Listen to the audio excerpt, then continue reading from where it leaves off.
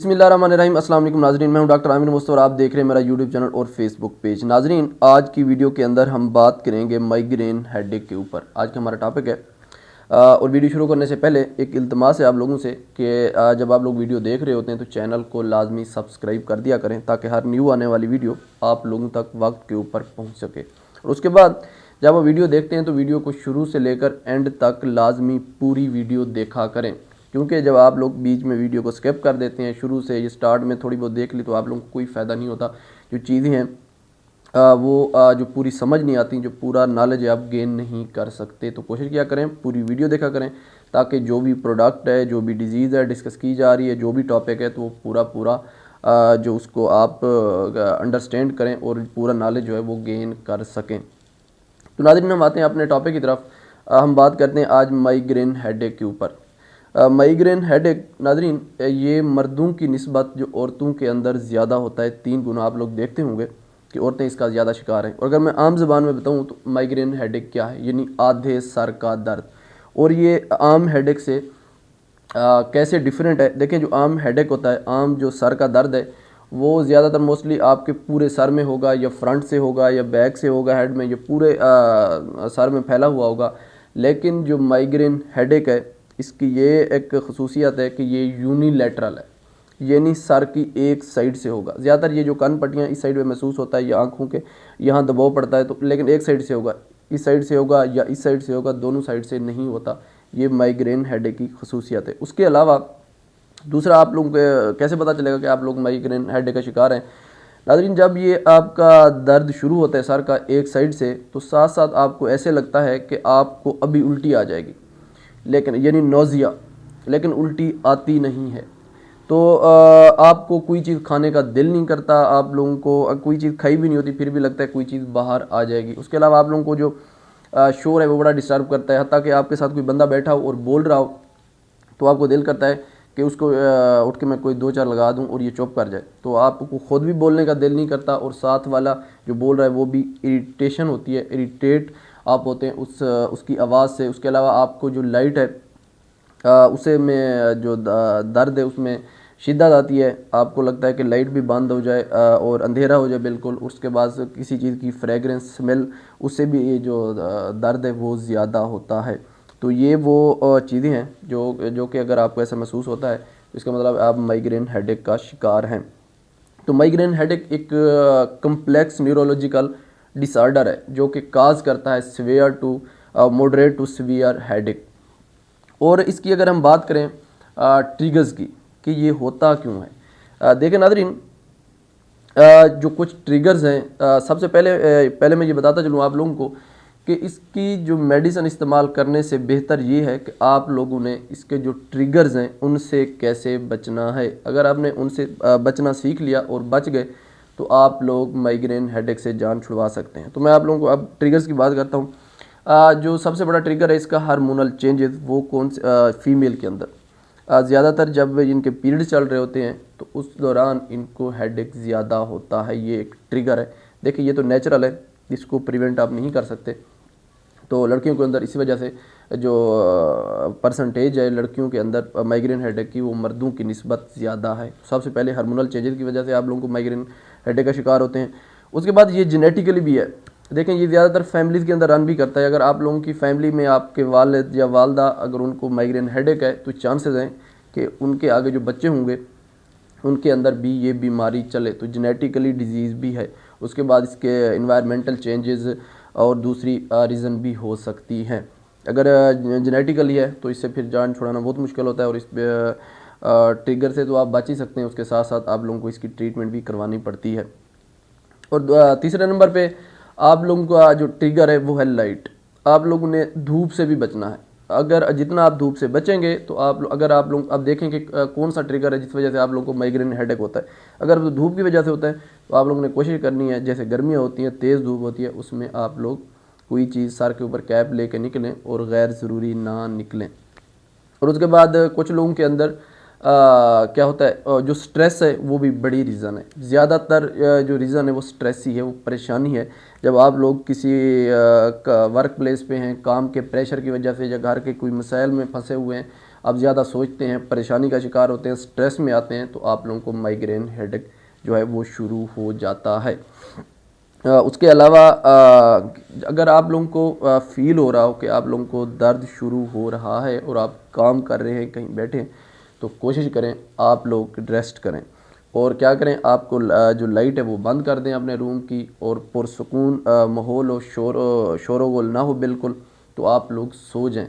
तो इससे आप लोगों का जो दर्द है वो कम हो जाएगा, क्योंकि इसके ट्रिगर्स के अंदर लाइट है, ज़्यादा शोर है, किसी चीज़ की फ्रेगरेंस स्मेल है, उसके अलावा स्ट्रेस है, उसके अलावा अगर आप लोग फास्ट फूड यूज़ करते हैं या कैफ़ीन या अल्कोहल यूज़ करते हैं या ऐसी ड्रिंक जिसके अंदर कैफ़ीन है, तो उसकी वजह से आप लोगों को माइग्रेन हेडेक होता है, तो वो चीज़ें भी आप लोग छोड़ दें।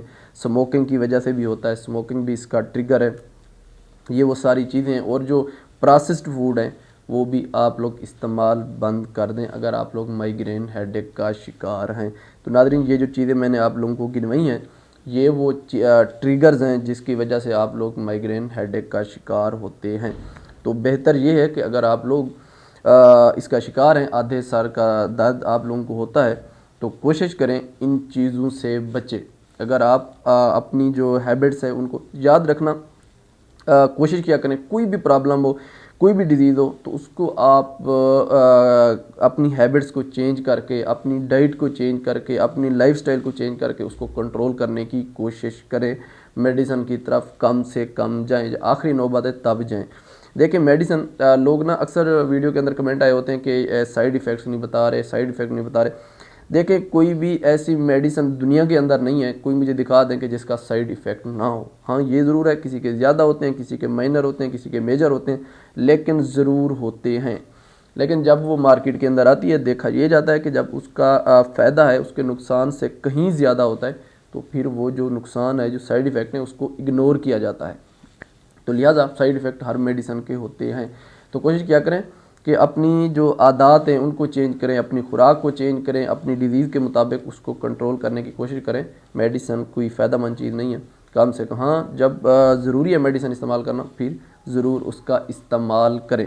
तो नाज़रीन, ये थी वो सारी चीज़ें, और जो जो चीज़ें मैंने बताई, इसके ट्रिगर्स बताए, आप लोगों ने कोशिश करनी है इन ट्रिगर्स से बचना है, अपने आप को स्ट्रेस फ्री रखना है, फास्ट फूड नहीं खानी, कैफ़ीन या कॉफ़ी नहीं पीनी, ऐसी ड्रिंक जिनके अंदर कैफ़ीन होती है, जो अल्कोहलिक पर्सन है वो अल्कोहल का इस्तेमाल ना करें, जो स्मोकर हैं वो स्मोकिंग करना छोड़ दें, प्रोसेस्ड फूड्स से दूर रहें। और एक और बात मैं भूल गया, जो नींद है उसको आपने प्रॉपर रखना है। अगर आप बहुत ज़्यादा सोएंगे तब भी आप लोगों को माइग्रेन हेडेक होगा, अगर बहुत कम सोएंगे, नींद पूरी नहीं होगी, तो अब भी आप लोगों को माइग्रेन हेडेक होगा, और सुबह के बाद भी नहीं सोना। तो ये वो चीज़ें हैं, अगर आप लोग इनको मैनेज कर लेते हैं, अपनी आदत को चेंज कर लेते हैं, तो आप लोग अपने इस डिज़ीज़ से लड़ सकते हैं, इस बीमारी से इसको अच्छे से मैनेज कर सकते हैं।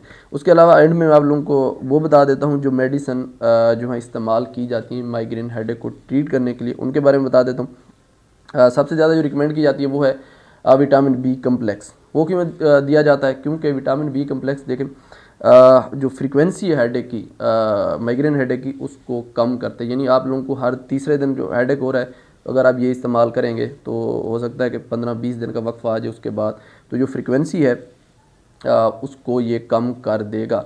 तो मैं आप लोगों को एक प्रोडक्ट दिखाता हूँ, ये है बेबी डॉग्स। तो ये एबर्ड की प्रोडक्ट है, बहुत अच्छी प्रोडक्ट है। इसमें विटामिन B1 है, B6 है, B12 है, तो इसमें तीनों विटामिन हैं। तो ये बहुत अच्छी प्रोडक्ट है। अगर जो लोग माइग्रेन हेडेक का शिकार होते हैं तो अक्सर ये प्रिस्क्राइब की जाती है। ये इसका इस्तेमाल ये है कि नाश्ते के बाद एक जो है गोली लेनी होती है, और ये कम से कम 2 से 3 महीने इस्तेमाल करने होते हैं। इसके अलावा जो है एक मेडिसिन प्रिस्क्राइब की जाती है हेडेक के लिए, माइग्रेन हेडेक के लिए, वो है एंड्राल। उसके अंदर जो एक्टिव है वो है प्रोप्रानोलोल। प्रोप्रानोलोल क्या है? वो है सिलेक्टिव बीटा ब्लॉकर। तो वो क्या करता है कि आपका जो ब्लड फ्लो है उसको मेंटेन रखता है, और जो आप लोगों की माइग्रेन हेडेक है वो उसमें भी कमी आती है। लेकिन उसके साइड इफ़ेक्ट भी बहुत है। मेरे पास एक प्रोडक्ट पड़ी है, ये एंड्राल, जो प्रोप्रानोलोल, ये 10 मिलीग्राम है। तो लेकिन इस्तेमाल करने से पहले याद रखा करें कि एक तो ख़ुद से मेडिसिन इस्तेमाल नहीं करनी। ये जो मैं बता रहा हूँ ये जस्ट फॉर आप लोगों के एजुकेशनल पर्पस। देखें, आप लोगों को नॉलेज होना चाहिए चीज़ों का, डिज़ीज़ का, मेडिसिन का, ताकि आप एक्टिवली पार्टिसिपेट कर सकें। लेकिन ये कोई मेरी रिकमेंडेशन नहीं होती कि जाके आप ख़ुद इसका इस्तेमाल करना शुरू कर दें। ये इंड्राल, और इसमें जो बड़ी बात है, इसमें जो इम्पॉर्टेंट बात है कि इसका जो इस्तेमाल है, अगर क्योंकि ये ब्लड प्रेशर को कम करती है, अगर तो जो लोग हार्ट फेलियर का शिकार हैं तो वो लोग कभी भी इसका इस्तेमाल ना करें। उसके अलावा जो दमे के मरीज़ हैं, एज़मा के, वो भी कभी भी इसका इस्तेमाल ना करें, क्योंकि ये बीटा सिलेक्टिव है। तो ये जब ये उसको ब्लॉक करेगी तो आपका जो दम है मज़ीद सेवियर होगा। ये 2 किस्म के मरीज़ जो हैं वो भी इसका इस्तेमाल ना करें। इसका जो इस्तेमाल होता है माइग्रेन हेडेक में, ये 1 टैबलेट रोज़ाना लेनी होती है। ये भी आप रात को सोने से पहले जो है, खाने से पहले या दोपहर के खाने से पहले, बाद में, खाने के बाद में ले सकते हैं। उसके अलावा जो तीसरी प्रोडक्ट है माइग्रेन हेडेक के लिए दी जाती है, वो है फ्लोनाराइजीन, एक्टिव का नाम बता रहा हूँ, और उसकी जो ब्रांड है मैं ल्यूनर है, वो भी मेरे पास मौजूद है, ल्यूनर 5 मिलीग्राम। ये भी माइग्रेन हेडेक में दी जाती है। ये तीनों इकट्ठे दी जाती हैं। ये भी दिन में 1 दफ़ा इस्तेमाल करनी होती है। कोशिश ये होती है कि रात के खाने के बाद सोने से पहले 1 टैबलेट ये लेनी होती है। और ये वाली टैबलेट जो मरीज़ हैं एपिलेप्सी के, यानी मिर्गी के मरीज़ हैं, उसके अलावा अगर डिप्रेशन के मरीज़ हैं तो वो लोग भी इस टैबलेट का कभी भी इस्तेमाल ना करें। तो ये कंट्राइंडिकेटेड है इन 2 कंडीशन में। अगर जो लोग इन 2 मर्ज़ का मरीज़ है, डिप्रेशन का या एपिलेप्सी का, तो वो भी कभी इसका इस्तेमाल ना करें। तो नाज़रीन, ये थी आज की हमारी वीडियो माइग्रेन हेडेक के ऊपर। उम्मीद करता हूँ आप लोगों के लिए मुफीद साबित होगी, आप लोगों को चीज़ों की समझ आ गई होगी, आप लोगों को जो ट्रीटमेंट है उसका भी पता चल गया होगा और इसकी डिटेल का भी पता चल गया होगा। और इंशाल्लाह हमारी मुलाकात होती है नेक्स्ट व्लॉग में एक नए टॉपिक के साथ। तब तक के लिए अल्लाह हाफ़िज़।